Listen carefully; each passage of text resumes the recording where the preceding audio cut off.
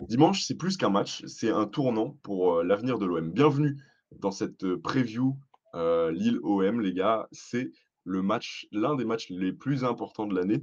À mon avis, je suis accompagné d'Enzo et de Kylian, mes chroniqueurs qui ont été déjà présents, sur le DLZ, si vous souhaitez aller le voir et on va analyser un peu la dynamique des 2 équipes, voir quels sont les enjeux de ce match. Parce que l'OM est deuxième, Lille est troisième et évidemment, l'enjeu pour les 2 équipes vont être, bah, de progresser au classement, voire pour l'OM de conserver, sa deuxième place. Donc l'enjeu, c'est aussi la Ligue des champions et avec ça, tout le projet du club. Parce que si Marseille ne valide pas son ticket pour, la Ligue des champions et bah, c'est pas que des points qui sont perdus, on va l'évoquer. C'est un mercato de qualité qui va peut-être s'effondrer, des recrues comme Rabiot qui pourraient s'éloigner et même un cycle sportif qui pourrait, heu, vaciller. Voilà, j'ai envie de vous dire, Lille de côté, voilà, est dans une embuscade, prêt à nous doubler. Donc voilà, c'est un match importantissime, en fait. Les gars, Enzo, Kylian, on va en parler et ça va être, un des matchs frissons que, comme je l'ai dit, je vais pas me répéter. N'hésitez pas à vous abonner à la chaîne de Massilia Zone pour suivre toutes nos vidéos. Évidemment, il y a les DLZ chaque, semaine. N'hésitez pas à nous suivre sur Insta, TikTok et Twitter évidemment aussi et à liker, cette vidéo. On va partir directement. Enzo et Kylian, Enzo d'abord, est-ce que tu peux me donner un peu, ton mot du match? Capital, capital parce que comme tu l'as souligné dans ton introduction si brillamment, c'est que c'est plus qu'une rencontre qu'on va assister à Pierre Mauroy. C'est pour moi le match qui va décider de l'avenir, olympien. C'est-à-dire que au delà du fait que ce soit un match entre concurrents directs pour la Ligue des champions, c'est un match où le projet sportif et finalement économique, du club sont en jeu. C'est-à-dire que, tu vois, justement, un projet bâti sur 3 ans avec Roberto De Zerbi et des recrues XXL, justement, qui ont été, prises pour cela. Mais auquel cas tu ne te qualifies pas en Ligue des champions la première année, cela anéantirait totalement, ce projet sportif et si jamais, il y a contre-performance et défaite contre Lille, j'avais dit, dans une vidéo précédente que j'étais, sûr que l'OM terminerait sur le podium. C'est ce que je pense, évidemment, mais tu te tirerais quand même, un petit peu une balle dans le pied en cas de défaite. Donc c'est vraiment un match très, très important. Au-delà du contexte footballistique, si tu te projettes, tu te rends compte qu'effectivement, il y a, ce côté, vraiment, projet sportif et économique finalement. Donc oui, oui, match importantissime et capital. Kylian, il s'agirait de ne pas prendre du retard sur ce projet, quel est ton mot? Du coup, mon mot du match, ce serait, décisif. Décisif, dans le sens où, pour moi, c'est une vraie finale pour, se qualifier en Ligue des champions. Comme je l'avais dit précédemment dans le DLZ, mais pour moi, une victoire nous assurerait quasiment la Ligue des champions. Un match nul, je pense, nous assurerait au moins les barrages, donc ça veut dire au moins la quatrième place et une défaite pour moi, nous mettrait en posture assez délicate avant les 2 derniers matchs puisque en fonction des résultats des concurrents, on peut se retrouver, hors top 3 avant les 2 dernières journées, donc ce serait un petit peu délicat. Donc pour moi, ouais, c'est une vraie, vraie finale et comme tu l'as dit Tino, pour moi, c'est un match très, très important pour l'avenir du club. Car pour moi, une qualification en Ligue des champions va changer beaucoup, beaucoup de choses, notamment au niveau du mercato et notamment au niveau de l'attractivité, sportive du club. Donc pour moi, oui, c'est un véritable tournant dimanche pour l'avenir du club et c'est un match qu'il faut absolument gagner ou du moins ne pas le perdre. L'un des matchs les plus importants, effectivement, de ces dernières années. On va voir Lille-Marseille, c'est à 20h45 le 4 mai. Un petit topo, vous pouvez le voir à l'écran, des joueurs qui ne sont pas présents. Du côté marseillais, on a Luis Felipe évidemment. Du côté lillois, c'est Edon Zegrova qui ne va pas être là évidemment, qui n'était pas là, je crois déjà, au match en coupe de France. Mais ce qui est très intéressant aussi, c'est Bafodé Diakité, qui est suspendu, qui avait été auteur du but égalisateur au match aller contre nous au Vélodrome, qui aurait dû d'ailleurs être expulsé à mon avis avec la répétition de ses fautes sur Neil Maupay, on s'en OK. souvient. Ouais, bah, je pense Ah oui. qu'il il méritait largement, l'exclusion. En tout cas, voilà, on va parler aussi donc ces 2 face à face, le dernier étant en coupe de France. On se souvient, on avait perdu au penalty et alors sur le premier match en Ligue 1, l'OM avait été je trouve que Marseille et Lille avaient été, 50-50 sur, sur leur performance. En revanche, le deuxième en coupe de France, Lille avait nettement dominé dans le jeu et dans les intentions, l'OM. Je me souviens qu'on était ressortis de ce match en reprochant aux Marseillais d'être restés une mi-temps au vestiaire. La deuxième était peut-être mieux, mais les Lillois avaient, clairement plus d'envie et c'est le dernier souvenir qu'on a, d'une confrontation entre, les 2 équipes. Les gars, quel souvenir vous avez de ces 2 matchs? On va commencer par toi Enzo, ces 2 premiers matchs.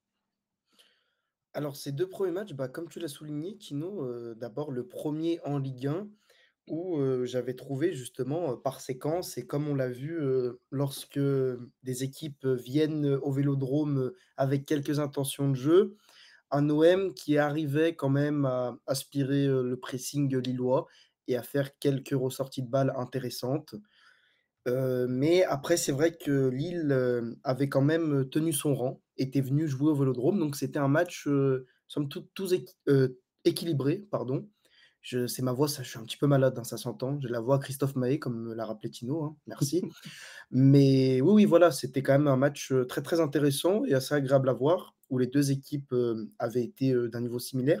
Par contre, oui, effectivement, le match en coupe de France avait été quand même, beaucoup plus compliqué, où tu avais, quand même, un Lille, qui, avait, dominé, son adversaire, je trouve, même si, de mémoire, Mason Greenwood rate, une énorme occasion. Tu t'en étais quand même créé 2 ou 3, notamment peut-être, début de deuxième période, il me semble. Mais oui, après, par contre, quelque chose à souligner, c'est que je trouve que quand même, et je disais notamment dans La Zone, le podcast que je conseille d'aller voir, qui est vraiment très intéressant dans son contenu, que Mmh. Lille n'était plus l'équipe aussi flamboyante qu'elle a été lors justement de cette période. Lille a quand même beaucoup de lacunes dans le jeu. Il me semble que c'est Kylian qui disait ça, mais c'est une équipe qui est devenue pragmatique. C'est-à-dire que tu regardes finalement leur match. Moi, j'ai regardé le dernier contre Angers, je suis désolé, mais je me suis absolument ennuyé. J'ai perdu 1 heure et demie de mon temps, tant le contenu était désastreux et soporifique, d'un côté comme de l'autre pour moi, hein. D'ailleurs, j'en débattais avec un supporter lillois sur Twitter qui semblait s'être enthousiasmé sur ce match, ce qui n'était pas mon cas. Mais oui, Lille est quand même une équipe, qui a du mal dans le jeu, qui est certes clinique, donc attention à ça. Il leur en faut pas beaucoup pour marquer et justement, le ratio nombre d'occasions et buts doit être quand même assez élevé parce que c'est une équipe, qui est devenue, en fait, un peu à l'image des équipes entraînées par celle de Genesio. C'est-à-dire que par séquence, c'est flamboyant, il y a du football, tu prends du plaisir, mais derrière, ça se liquéfie et c'est peu enthousiasmant. Donc voilà et notamment, je pense qu'on en reviendra, à en parler, mais défensivement, il y a quand même des failles, dans ce secteur de jeu. Ça fait plusieurs rencontres qu'ils accumulent quand même, les bourdes et les errances défensives, donc il y a quand même quelque chose à faire, qui plus est quand tu connais, le talent et la compétence de nos joueurs offensifs. Lille a gagné, 2 de ses derniers matchs, à domicile en tout cas, Pierre Mauroy. En tout cas, c'est une équipe, Kylian, est-ce que tu peux le confirmer? Toi qui es lillois d'ailleurs, je crois que tu fais tes études là-bas. Tu vas souvent, les voir jouer. Exact. Qu'est-ce que tu peux nous dire sur la dynamique de cette équipe? Ouais, ça m'intéresserait ça, toi qui es souvent au stade en plus. Bah, en fait, moi, je trouve que c'est en fait une équipe qui a connu en fait une saison un petit peu en 2 temps. D'abord une première partie de saison où je les ai trouvés très très forts, très très réguliers, très très forts au niveau mental surtout parce qu'ils avaient connu voilà, un début de saison avec les barrages. Il a fallu jouer les tours de qualification en plein été. Voilà, ils ont joué beaucoup beaucoup de matchs en début de saison, mais ils ont gardé cette certaine constance dans les résultats. Ils ont été très très réguliers au niveau des résultats. Dans le jeu, j'ai trouvé honnêtement que c'était globalement satisfaisant, avec par moments, sur certaines séquences, de très belles phases de jeu. Euh, Et après, on a connu après un Lille un petit peu plus poussif au niveau du jeu. Je trouve en fait qu'il y a eu un avant et un après l'élimination en Coupe de France contre Dunkerque, où ils perdent au tir au but. Et après cette élimination contre Dunkerque, j'ai trouvé qu'au niveau du jeu, ça a été un petit peu plus poussif, que ce soit en championnat et même en Ligue des Champions. Il y a eu des défaites à Nantes, ils ont perdu beaucoup de points contre les petites équipes notamment. comme tu dis, en fait, comme vous dites d'ailleurs, Kylian, c'est poussif, mais clinique. Parce que là, on a devant les yeux la dynamique des 5 derniers matchs. Et en fait, Lille est l'équipe en Ligue 1 qui a bourg avec le PSG et en 4e position, Reims. Marseille est 6e. Bon, les dynamiques, ça veut dire ce que ça veut dire. Dans le jeu, voilà, vous avez constaté qu'il y a eu de la régression au niveau de l'équipe de Genesio, mais on se déplace quand même chez l'équipe qui a le plus de points, lors de ces 5 derniers matchs, hein, 4 gagnés, 1 défaite, 9 buts marqués, 4 encaissés. Marseille, c'est, 13 buts marqués, 10 encaissés. Donc déjà au niveau de je pense que défensivement, Lille nous regarde dans les yeux. Dans ce qu'on peut faire offensivement, on les regarde aussi dans les yeux. Mais défensivement, et c'est non, je dis même des bêtises parce que Lille nous regarde d'en haut, en fait, défensivement. Là, on a la chance d'avoir, Bafété Diakité qui est suspendu. Je ne sais pas qui va le remplacer d'ailleurs, Kylian, est-ce que tu as une idée, de qui est-ce Ce que Bruno ce sera Genesio sûrement Alexandro, je pense, derrière avec, peut-être Aïssa Mandi, je pense. Aïssa Mandi, ouais. Alessandro Mandi en défense centrale, je pense que ce sera ça. Et ouais, sur les côtés, ça restera, je pense, du classique avec peut-être Ismaili et, euh, et Meunier. Je pense que ouais, ce sera ça. Ismaili, Alexandro, Mandi et Meunier. Je pense que ça devrait OK. se placer comme ça, je pense. Et on le rappelle dans la dynamique de l'OM, la dernière fois qu'on s'est déplacé, en tout cas les 2 dernières fois où on s'est déplacé, Reims 3-1, Monaco 3-0. Enzo, est-ce que tu vois les Marseillais s'imposer sincèrement avec ce qu'on a montré à l'extérieur, ces derniers temps où on est plus, prophète en notre pays qu'autre chose?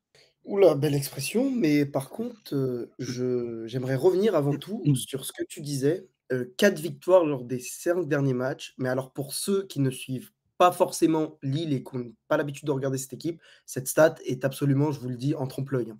Parce qu'au vu des contenus produits, honnêtement, ce n'est absolument pas mérité. Donc, vous me diriez le plus important dans le football, c'est de gagner, bien évidemment, au-delà de la manière, mais bon, je trouve quand même qu'on en fait peut-être actuellement un peu trop depuis l'élimination, en coupe de France. C'est une équipe qui s'est totalement liquéfiée, qui ne produit plus rien, qui est certes clinique, mais qui est largement prenable dans le jeu.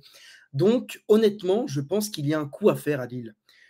Qui plus est quand tu connais, le talent offensif de l'Olympique de Marseille et finalement, est-ce que, sur le match, ce ne sera pas un peu, 2 équipes, similaires qui s'affrontent? C'est-à-dire que tu vas avoir ton miroir en face de toi. Une équipe, qui parfois peut être stérile, peu enthousiasmante, mais qui par séquence ou, notamment en termes des individualités, peut briller et le secteur défensif va être la clé de ce match, dans le sens où tu l'as souligné, Bafodé Diakité est absent, donc le taulier en centrale, n'est pas là et quand tu regardes vraiment et moi ce qui m'a marqué sur le dernier match, je me répète, mais les bourdes défensives de cette équipe, c'est absolument dingue.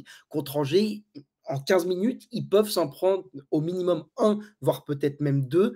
Tant la défense, je suis désolé du terme, mais fait absolument n'importe quoi sur le terrain. Manque de communication, peut-être même de talent et qui plus est, des errances, défensives absolument dingues à ce niveau. Kylian, je veux t'écouter, tout de suite sur ta compo et ton prono. Est-ce que tu reconduis la même compo que contre Brest? Pour la compo, je pense que je reconduis la même compo que contre Lille, je pense. Alors j'avais une petite hésitation concernant Ulysse Garcia. Est-ce que je remets Quentin Merlin? Est-ce que je garde Ulysse Garcia? Mais en vrai, je pense que je vais garder Ulysse Garcia, car je pense qu'il a quand même montré satisfaction quand même sur ses derniers matchs. Il a quand même montré qu'il pouvait dépanner et qu'il était plutôt performant dans ses performances, en tout cas du moins régulier. Donc je pense en vrai que je peux garder Ulysse Garcia titulaire. Euh, Maintenant, le souci, c'est que au milieu de terrain, est-ce que je mets un Benacer? Est-ce que je garde un Rongier? Parce que Rongier, je trouve qu'on n'en parle pas assez, mais je trouve que ses performances ces dernières semaines sont pas non plus si exceptionnelles que ça. Je trouve qu'il est vraiment, vraiment en difficulté. Euh, le match de dimanche, pour avoir été au stade, je l'ai trouvé très, très, très en difficulté, notamment sur les ressorties de balles et notamment sur, d'un point de vue physique. Il s'est un petit peu fait balader par le milieu Camara Magnetti. Donc je me dis, est-ce qu'un Benacer pourrait pas s'incorporer dans ce 11 titulaire-là pour le match de dimanche? C'est une possibilité. Mais sinon, oui, dans l'absolu, je garde le 11 titulaire qui a plutôt bien marché contre Brest et je reconduis le même 11 pour aller à Pierre-Mauroy dimanche. Mon prono, je vais dire un partout. Un Ok, partout. Je donc pense jamais que 203. je ne vois pas l'OM perdre, tout simplement parce que je pense que l'OM s'est quand même rassuré sur ces deux derniers matchs contre Montpellier et contre Brest. Je pense honnêtement que la confiance est de retour et je ne vois pas non plus l'OM s'imposer car Lille est quand même une équipe très très solide, très dure à bouger à la maison.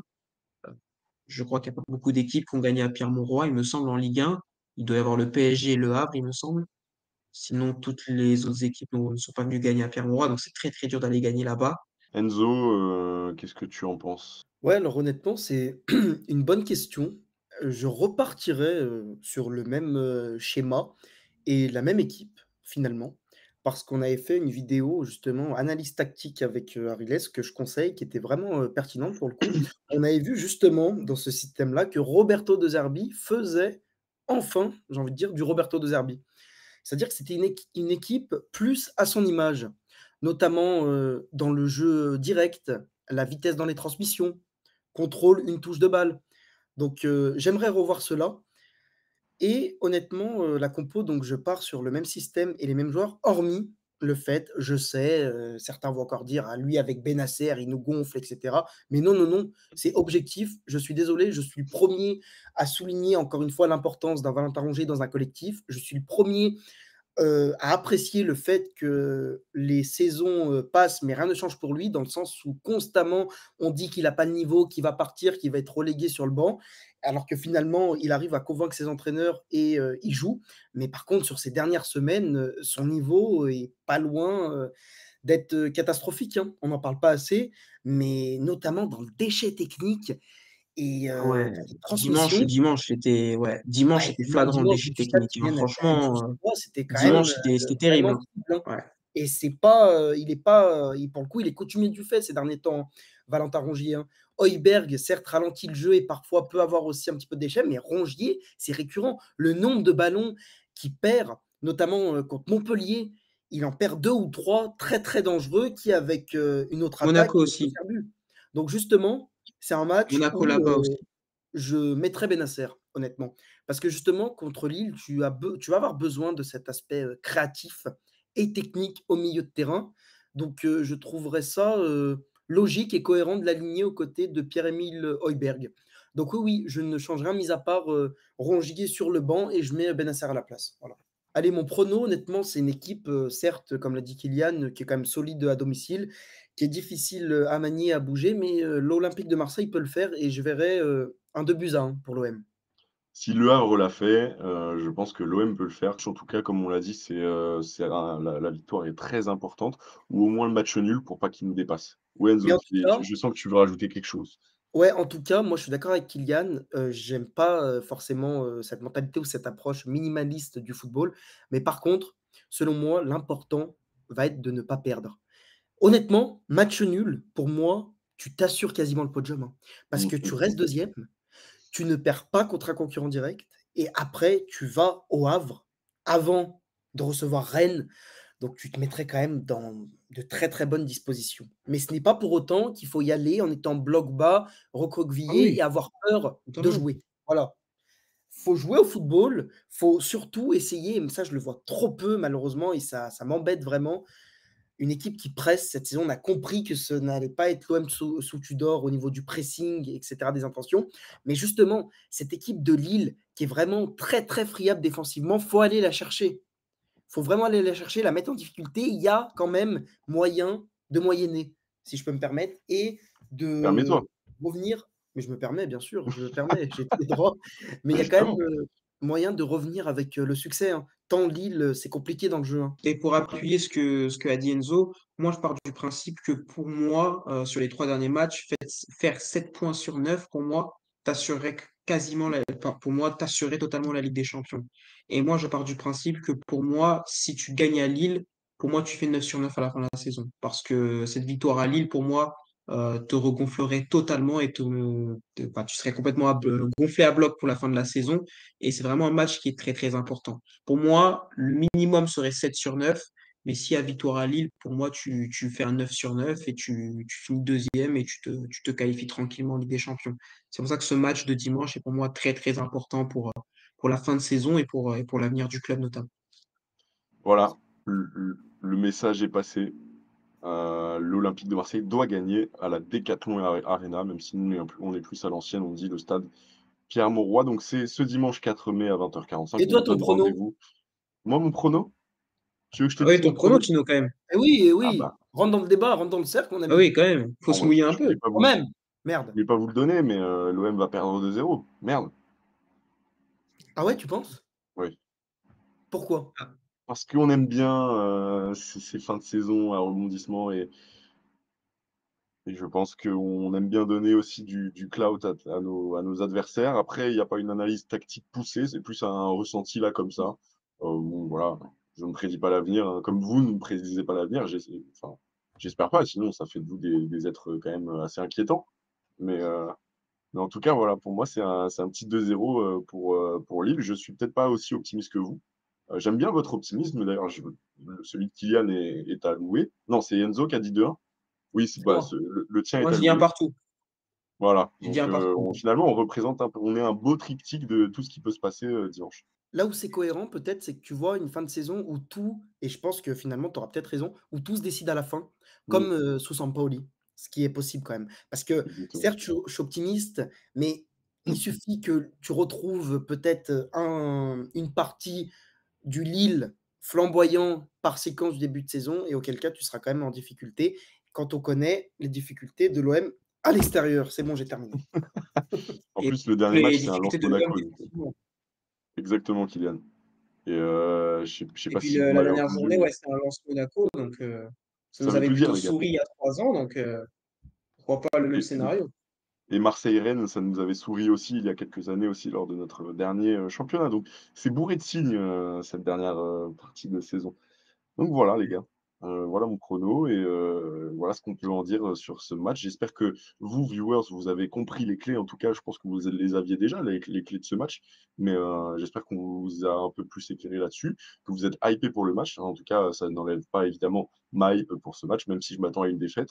Voilà, je vais être derrière les Olympiens et comme d'habitude.